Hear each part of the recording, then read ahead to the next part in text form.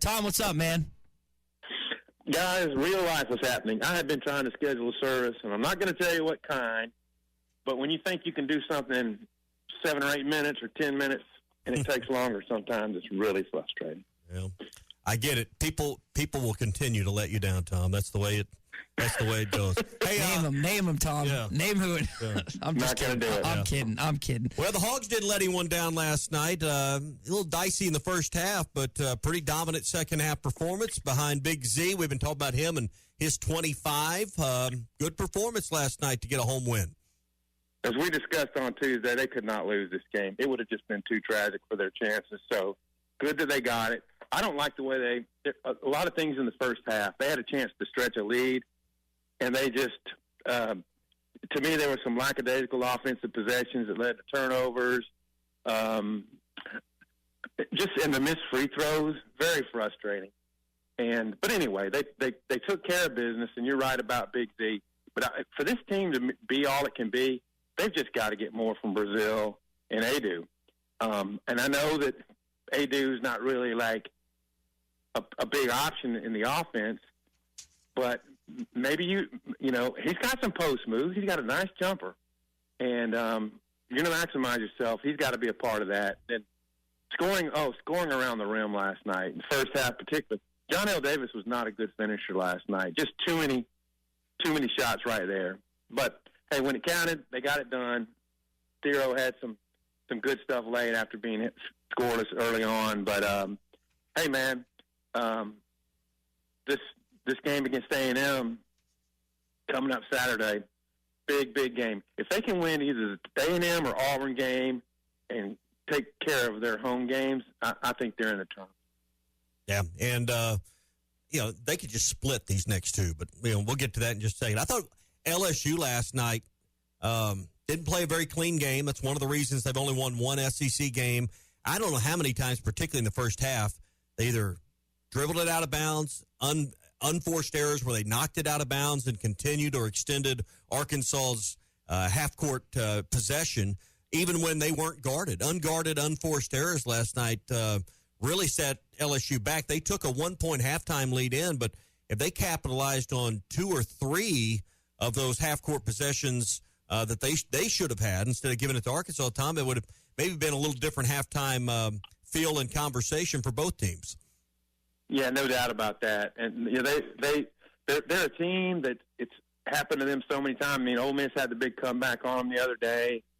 They've been in a lot of games, but they've also taken some on the chin. And they have some nice individual pieces, but sloppy with the ball. I mean, there was a couple. They had a defensive rebound. They're going up court, and Arkansas just snags it or tips it away from behind and gets an easy basket out of it. So, but I'll tell you this. That freshman, Robert Miller, 16 points, he got Z on a block several times, and you think, oh, this shot's going to get blocked. And he would pump fake or give him a head, and Z would go up, and then he'd wait. And he got the ball over him multiple times. So he's something for them to build on. But you're right. Just too sloppy with the ball. Just a team that kind of, you look at them, like they feel like, when is something bad going to happen? And they didn't have really much of a response after Arkansas opened it up past about 6, and then built on that. There wasn't much of a response. I know Jonas Andy's not giving you much offensively, but Chin Coleman did make sure to mention last night that he felt like he did a better job on Miller and at least tried to stymie him a little better. As good as Big Z played offensively, Jonas at least gave him a little more of a deterrence when it came to that defense. We're talking with Tom Murphy, Whole Hog Sports, Arkansas Democrat-Gazette this morning. Tom, there's been a change in the baseball schedule with Arkansas no longer playing on Sunday. Friday tomorrow at noon, Saturday at 2. It's a doubleheader on Friday, so there'll be one after that game. And you also play Monday at noon. What are you looking forward to? Not just tomorrow, but the rest of the weekend. Man, just knowing that it's a quality team. We're going to be out there watching, and there's so many of these newcomers, and they had good falls and good springs, like Brent Iredale. Is he going to produce at game time? Are the pitchers going to be as dominant as we've seen them some in the fall and spring? So Vahilo Aloy has changed his stance a little bit. Does that lead to a higher batting average than 270 and, increased power numbers? How is Kendall Diggs' shoulder going to hold up? Looks like he'll probably start in right field. But the left and center fielders, likely to be Justin Thomas and Charles Davalon, just what do they bring to the table? They have Davalon probably in leadoff spot. And, I don't know.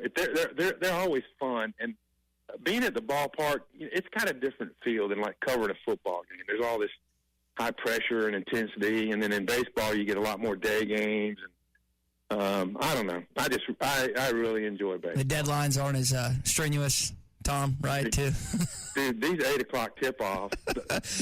When you write for a daily paper, and thankfully the Hog Sports folks are really helping us out during our. Y'all all know what's going on. 8:00 tip-offs are just brutal, and they got a 9:00 at Vanderbilt coming up too. Yeah, that game's at 9. I think so. Good gosh, I didn't. Yep, you're right. I'm looking at it right now. Goodness gracious, 9:00 on a Tuesday. Jeez Louise. Yeah, that is. I know that's been a beef of many of our listeners starting games so late, 8:00 and whatnot in the setups. You mentioned the nature. We had James Teague on yesterday, and I know everyone wants to make a declarative statement, not just in Arkansas football after the first game, basketball team after the first game, but opening weekend, people want to say this or this or this. And we were talking earlier, Tom, about Hagen Smith outing last year, which was dreadful. I mean, it was really cold. He had a bad outing, got pulled really quickly, and then went on to just go ape you-know-what against Oklahoma State that next weekend.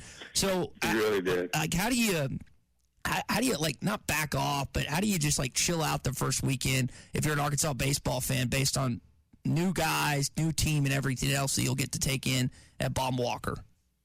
Well, just reference some Hagen Smith's game 2 last year down in Arlington. I mean, that was a monster game, the school strikeout record and all that. But if you'll recall, I think the first batter against James Madison worked a really long count, and I think worked a walk, and then a guy hit a single, and then their best hitter, their power guy, he got one up in the wind, and it was blowing out, and it just got over the fence. And on a lot of days, it's a pretty routine or maybe a deep fly ball, not routine, but a deep fly ball.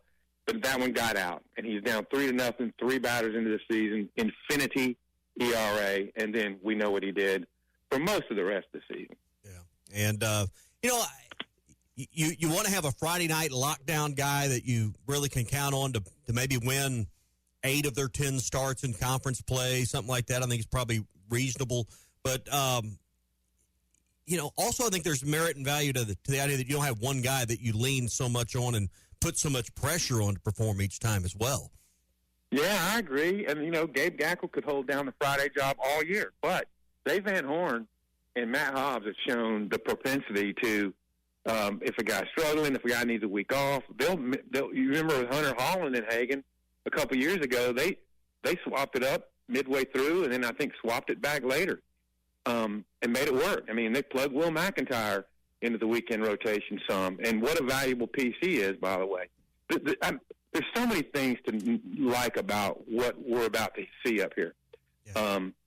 With the pitching staff, with Christian Fouts throwing 100+ as a closer, and then you got the Carson Wiggins kid, the freshman, Jackson Wiggins' brother.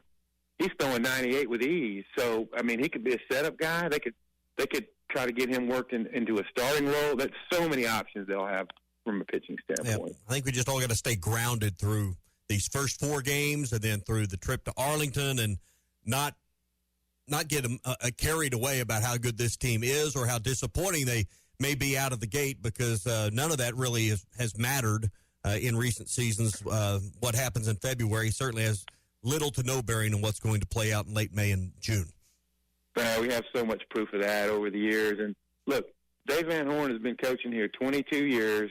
There's been one blip of a season, 2016. They didn't make the postseason. Otherwise, gold. So making the postseason, obviously. But Razorback fans know.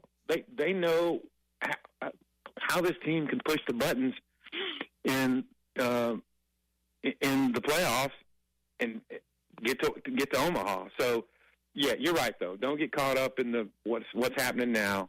they'll build towards something. Tom, enjoy the weekend, enjoy the game on Saturday, and we'll talk to you on Tuesday. Outstanding. See you then. BetOnline is the world's most trusted betting platform and your number one source for online betting in 2025. Whether you're a seasoned fan or a first-time bettor, BetOnline is your ultimate game day companion. With the largest selection of odds on everything from NBA and college basketball to the NHL and UFC, BetOnline continues to be your number one sports betting source. From every three-pointer to hat trick, BetOnline has you covered with odds, stats, and more for every game, every play, and every win. BetOnline, the game starts here.